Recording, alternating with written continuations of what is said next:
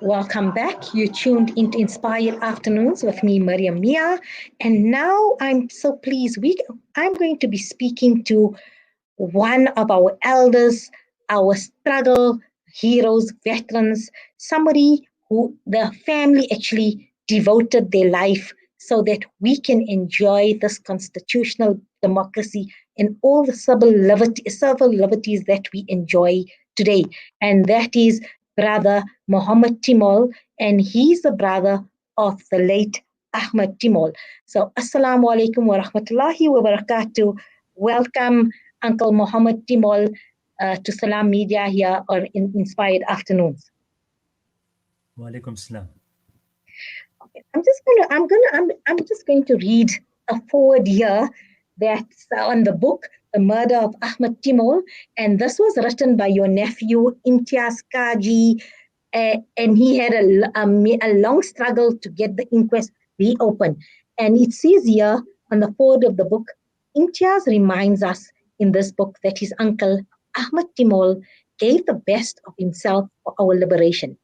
Therefore, I believe that we owe Timol and all other martyrs of our struggle the best of ourselves too.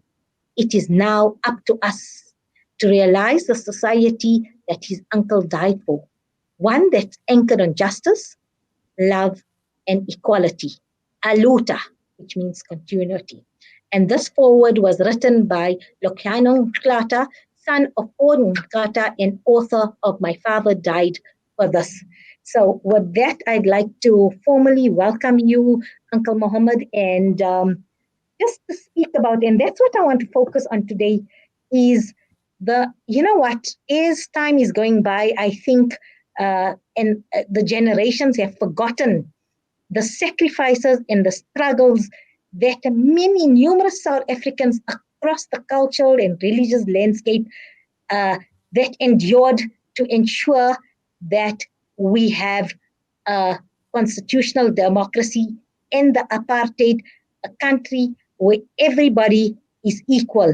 So, it was only when I read this book and I was going through it, I've known you for a couple of years now, and you're always smiling, humble, unassuming. And when I read the book and I read about what your brother endured and what you endured in terms of torture at the hands of the apartheid police, like I said, I couldn't sleep that night. And I said, Papa, you went through so much and you smiled. And you're not bitter and you're not revengeful. And as our audience can see, you're still smiling. And you told me it had to be done. This had to be done. I didn't do anything extraordinary. And, for me, just reading about what you went through, it was heartbreaking. I didn't sleep that night. And you ever so humble. And the thing is, just like our great statement Madiba had, there's no anger or resentment or revenge in your heart for what was done for you and the sacrifices. So tell us, how do you get through this? I think my Islamic belief, because Islam believes in non-racialism, and the struggle against apartheid was for the freedom for all the people in South Africa, and not only the oppressed people, but the whites who were oppressing the blacks. They themselves were in their own imprisonment. So for me, it was necessary for us. I was very fortunate that I was actually involved in the struggle against apartheid and that I'm still alive today, because I've been with many young people in exile who had entered the country to fight against the apartheid regime and who had died.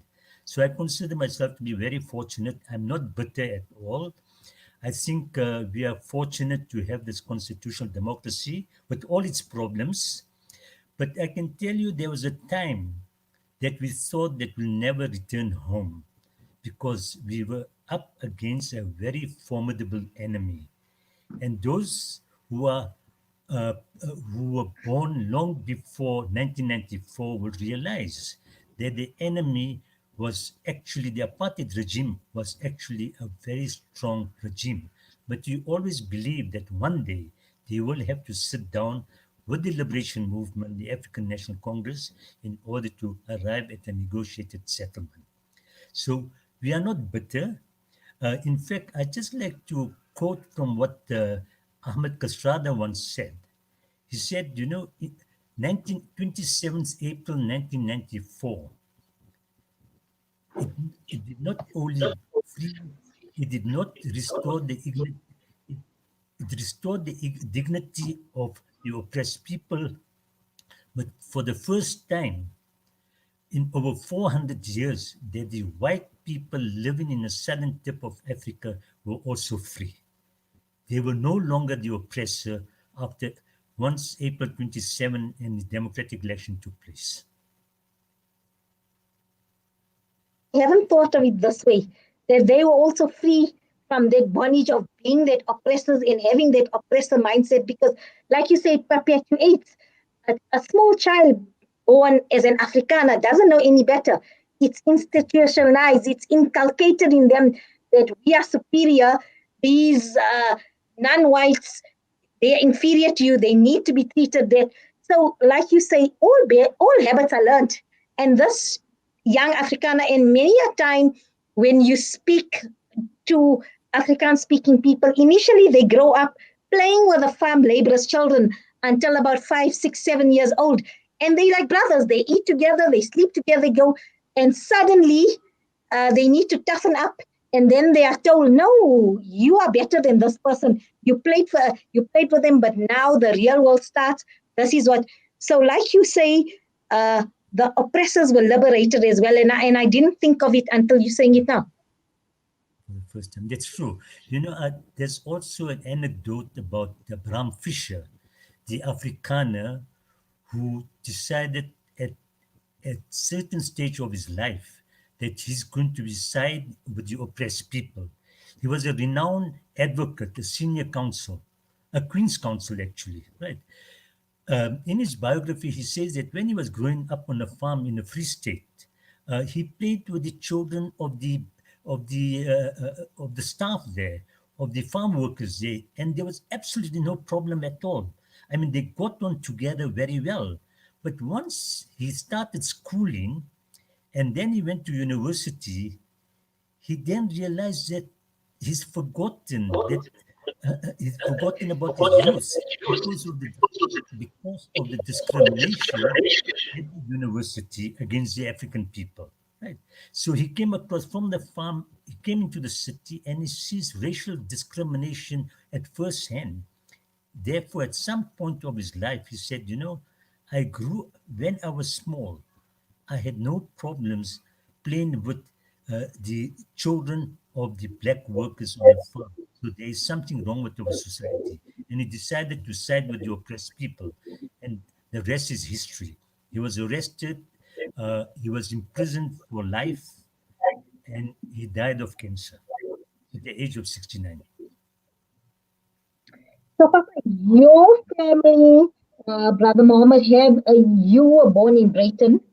So you grew up in Brighton, in the what was then known as the Eastern Transvaal, and then your parents. So you were born to the parents Haji Isuk Timol, and your mommy was Hawa Bibi Dindar. She was, her maternal surname was Dindar Timol, and then your family moved. So you moved quite a lot when you were young. So you moved to Riverdport, then to Belfer, and you attended a primary school there, and then your parents moved back to Rudaport, and I think it was at that time there where you became politically conscientized and you were exposed to the injustice and oppression, and that's where you say where your Islamic beliefs and principles, it didn't tell you, you couldn't keep quiet, your conscience wouldn't allow you just to sit back and not do anything. And I think your first fight against injustice and inequality and your first brush with the law was, in fact, taking up the flagpole that was in the school to celebrate when South Africa was then deemed a republic or named a republic, and you didn't accept the South African flag, the apartheid South African flag, and you went and with a group of friends. Are you smiling fondly? Do you remember all of us? Are you still able to picture it? Yes, I can still picture it because we were opposed to apartheid. And Mhm. also the 1960s, it was a time when there was heightened political activities after the arrest of Mandela and the Rivonia trials. And thereafter, the security police and the apartheid regime introduced the law 90 days without detention and 180 days without detention. Uh, so it was indefinite detention. You had no recourse to lawyers or anything, and in solitary confinement and torture. So in 1964, I can vividly remember that Suleiman Babla Saluji, living in Fordsburg, an activist, true and true activist, he was detained. And after about 30 or 40 days of his detention, he was killed in detention. And he was thrown. That time it was not John Foster Square, it was a raised building on Von Willich Street. He was thrown from the seventh floor of that building. So I remember that very vividly. And all this, the arrest of Mandela, the arrest of Castrada, the deaths of Babla in detention, all this awaken our consciousness. And on a daily basis, the police used to come around looking for domestic workers, whether they have the pass or not. And they will drive around looking for elderly or black people generally, harass them, asking them for the pass, etc. And we grew up in Ridipur, and we also experienced the racial discrimination. We used to have ongoing fights with the Afrikaners living on the border of where we were living. Right? And then if you go to the post office, it was segregated. You went to the bank, it was segregated. You had to choose a different entrance. So all these things made you realize that there's something wrong with the system. So it wasn't surprising that we got active and we removed the flagpole, and we were arrested for that. We were beaten up, arrested, and we were tried. We were locked up for about 5 days, and then we were tried, and we received a suspended sentence. That was my So first when you brush were again. locked up, they said there was a confession forced up from you. So were you tortured? Uh, do you if you're uncomfortable and don't want to relive those memories, I'm okay with it. But when you were young, was the first time you were locked up as severe as your subsequent times when you spent in solitary confinement and you were then tortured and sleep deprived? The first time as well, you were probably a teenager. So, what was the method the first time they used in terms of forcing a confession out of you? Just physically hitting us, punching us on the chest, slapping us, etc. And we were young. And the fact is that another colleague of mine was arrested before me, and he had also, you know, he also divulged what we had done. So it wasn't holding back. And we had confessed, but we did get a few slaps and we got some smacks and some beat on the chest. And but my second detention was more severe. I mean, that And this was was the time. This was the time that your marhum brother Ahmed Timol was arrested first, and then 3 days later. And I read in the book that your nephew wrote, Imtiaz. Um, he actually advised you, so he probably had a feeling that he's being followed. There's surveillance on him because he advised you a couple of days earlier that you need to leave Ridderport.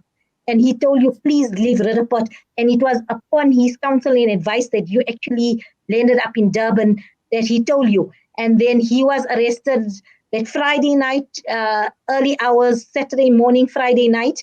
And then 3 days later, 3 days later, you were subsequently arrested. And at the time of your arrest, you were not even aware that Ahmed was arrested. we didn't have cell phones that time. We didn't have telephones that time. And I'm a very avid reader of the newspaper. But that Sunday morning in Durban, I didn't get the paper. So my family could not reach me. They did not even know where I was staying. So, but there was somebody who knew I was staying, and unfortunately, Monday morning, they picked up that person who is now late. They picked him up, they beat him up, and he brought the security police where I was staying. And I have absolutely no grievance against that person at all. But then the real torture started. And Monday, Tuesday, Wednesday, and Wednesday late afternoon, or early evening, I noticed there was a change in the atmosphere of the security police.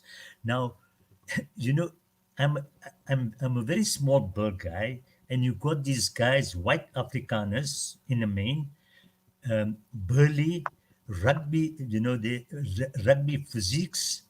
They were punching me around like a rugby ball.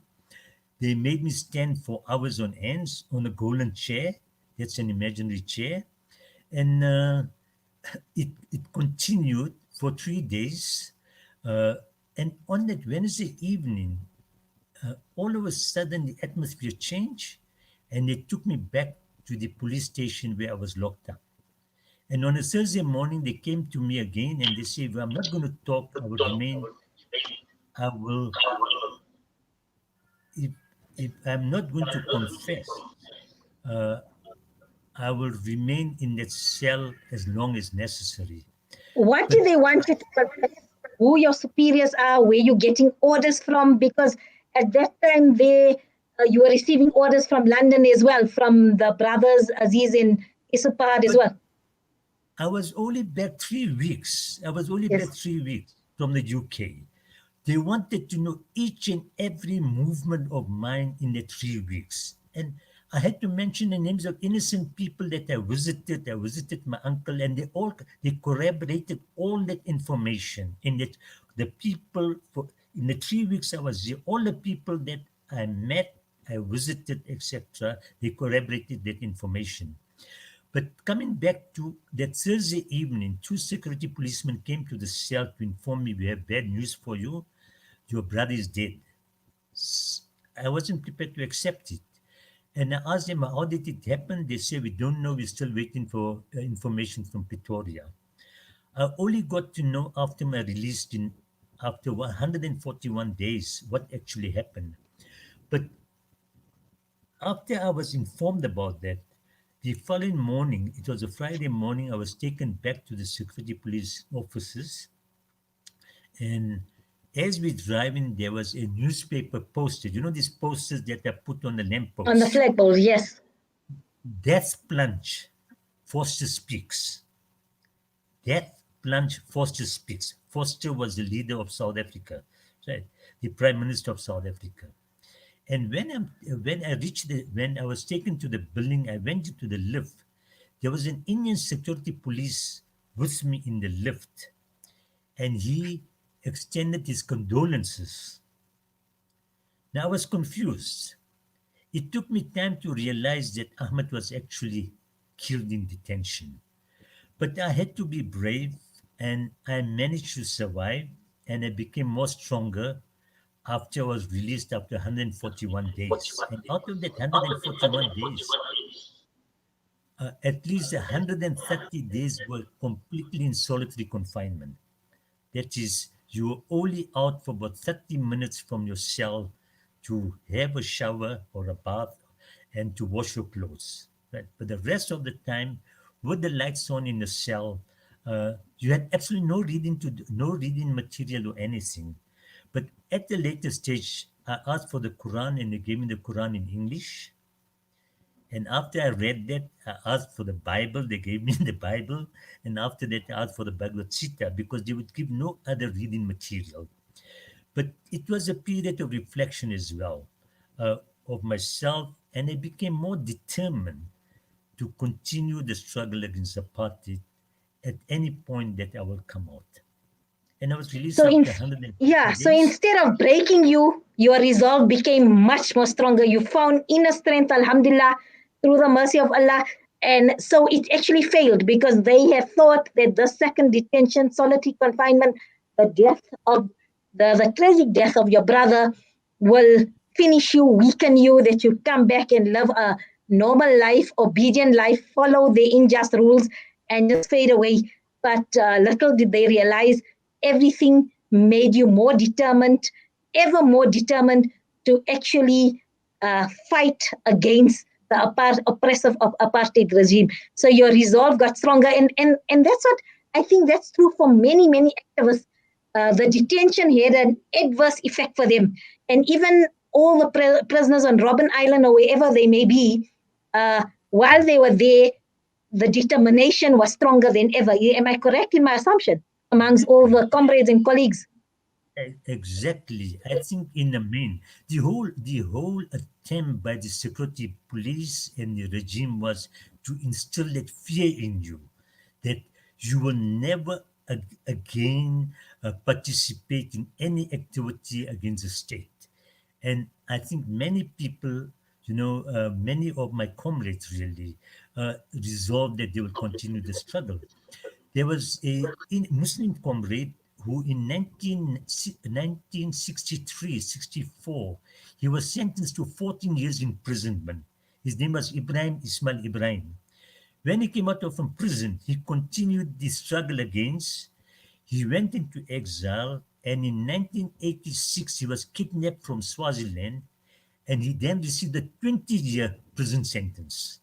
So I think in the main, all those people who were on Robben Island, when they got released, they were determined to continue the struggle. And I was very fortunate that I was again detained in 1976 at the height of the Soweto uprising for 4 months. Then I was placed under house arrest after I was released. And after 1 year, I left the country. I skipped the country. The ANC took me out. I went for military training, and I then worked full time for the ANC in Mozambique and then in Zambia. So I consider myself to be very fortunate that I've met people like Oliver Tambo. I also met Joe Slovo, Chris Honey, Meg Maharaj, and many other senior members of the ANC who were involved in the struggle for many, many years. And returning home after the unbanning of the ANC and in exile, on many occasions I was fortunate to have met Nelson Mandela as well and Walter Sisulu. And I was in meetings with them as well. So, in a way, I'm glad that my family didn't know most of my activities actually, right? Yes, But and when that's I what left, my next question is. Dasma, I mean, not knowing, for any parent, not knowing where their children are is a huge, huge worry, anxiety, stress, especially for mothers. Fathers still handle it, but for mothers it's difficult. And then uh, your mother having, at that time, I can't imagine what she went through. Your brother was severely and brutally tortured and then pushed down and then was made to believe was suicide. And yet, in Islam, suicide is abhorred, and we wanted that label to be removed because she would. And then at the same time, she didn't know where you are. So her other son, nobody knew at that time where your whereabouts is, and it must have taken a huge toll on the family. I remember in one of our conversations, you mentioned to me in 1976, you told the family, please don't come visit me because you understood the difficulty and the trauma that your family had to endure, your beloved, your parents had to endure, and they were very much part. It was their sacrifice as well. no, yes, it was very difficult for my parents. In fact, I did not even bid them goodbye when I left the country. They did not even know that I had left. It was on a Sunday evening when I left very quietly from home, and my mother went to look for me in the bedroom the following morning. I was gone. And I think Imtiaz mentions it in the book as well. But they saw that I had gone to London. And a few months later, somebody, a friend of my father, went to London and looked for me, but couldn't find me. So they had no idea where I was. Meanwhile, I was in Mozambique, and then I was for military training in Angola. And it was only much later when I met my wife to be in Mozambique. And she had a sister. She didn't have parents. Julie didn't have parents, and the wedding was to take place in Zimbabwe. That her family wanted to know who I am, and we got information from South Africa who I was, and I was taken by surprise on the day I was getting married that my sister from Mashadadorp and her husband actually pitched up for the wedding. So my Oh, family mashallah, got they have their own intelligence network. So they have their own intelligent network. So they managed to even find out your roots, your family. And I know till now, you know, we need to know who the family is, what's the history, get the reference. So alhamdulillah, your wife's family are quite resourceful in terms of they gathered their own intelligence on you so much, so mashallah, that your sister managed. So yeah, so some light-hearted moments. Tell me something. How do you feel now that the inquest was finally opened, and also it was then determined, the determination was made that your brother did not, in fact, jump. He was pushed. He was severely tortured by the apartheid police. Did that provide some closure for the family in terms of the truth? And do you still feel better that it was a time to come clean, and yet the two surviving officers, I think it was policeman's son and Captain Rodriguez, they still stuck to their guns in terms of the original story that they gave the first inquest? Do you feel better at them for just not now having spoken out in terms of what really transpired? Firstly, Mariam, uh, we never accepted that Ahmed and all the others who were killed in detention, that they actually took their own lives. There are people like Imam Harun in Cape Town, Hussein Hafaji in Durban. So I never ever accepted that. But in democratic South Africa, what we needed was that we needed to get to the truth. We needed to find a way through a legal process how the judgment, the inquest findings that were during the apartheid days, how could those be reversed? So it was necessary for us to go through this process and get the judgment that Ahmed was actually murdered in detention. And I think this is what all the families want. Because if we did not have this judgment, right? Uh, the statute book have remained that Ahmed Timol had committed suicide. Legally, that was a situation that Ahmed Timol had committed suicide. So therefore, it was necessary to find ways and means of reopening the inquest, and we were very fortunate that we succeeded in getting the truth. I don't think we have all the truth, but what we do know is that Ahmed was murdered, right? And as far as Rodriguez is concerned, uh, I don't believe that Rodriguez was actually even there. It was basically a cover up. Right? And Rodriguez became the fall guy. And the fact that he did not want to come clean, then he must pay the price for it. And he's going to be charged for the murder. Actually, he's charged for murder and for obstructing justice. Right? It's just that the matter is at the appeal court because he's trying to stop the prosecution. But he will be charged and he will be found guilty eventually. He needs to come clean because he's taking the fall for others who were responsible for the torture of Ahmed and the others. So, So, Brother Mohammed, time is caught up with us. I'd like to, inshallah, you know, there's so much I want to speak about and discuss because, you know what, you are one of the surviving activists are there that have experienced apartheid in the struggle, and then you represented South Africa in the new dispensation as a diplomat. And I also am very keen in terms of how life was as a diplomat. You're representing a constitutional democratic country. And then also, so I want to continue this interview maybe in about 2 or 3 weeks' time. And also reflections now when you read about corruption, when you read about money wasting, and when you read about so-called loyalties amongst people where, I mean, in the apartheid days, you did something wrong unto it, you were disciplined, steps and measures were taken.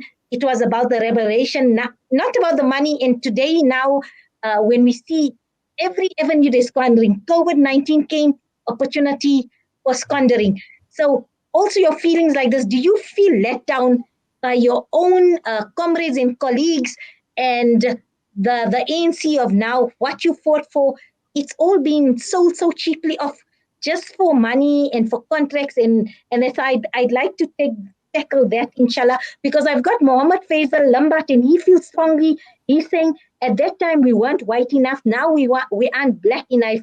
We Indians are oppressed from both sides, and I mean these are real feeling of Indians who feel that way, that we all were equal at that time when we fought for the struggle. We didn't see it as Indian, black, colored. We were all fighting against oppression. Also, when the tricameral parliament came, many Indians were against it, opposed to it. There were many clashes for those against who went to parliament. And now, suddenly, now we group black, Indian, colored, and also about the corruption and the not disciplining of people who are erring. So I'd like to continue this discussion, inshallah, maybe in 2 or 3 weeks. And let's go now. And also, the reason why I had you on is because do you feel our youth of today,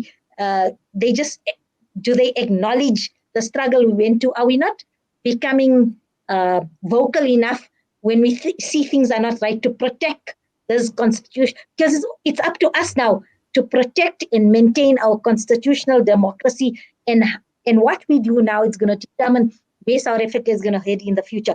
So inshallah, yeah, I'd like to reschedule to speak to you maybe in 2 or 3 weeks' time, and let's take it now going forward in your views. I'm sure you've got plenty now, and I'm keen to get all your thoughts about what's happening currently in a synopsis. So Jazakallah so much for giving us your time and coming on air. And I know maybe moments were difficult to relive, but you know what?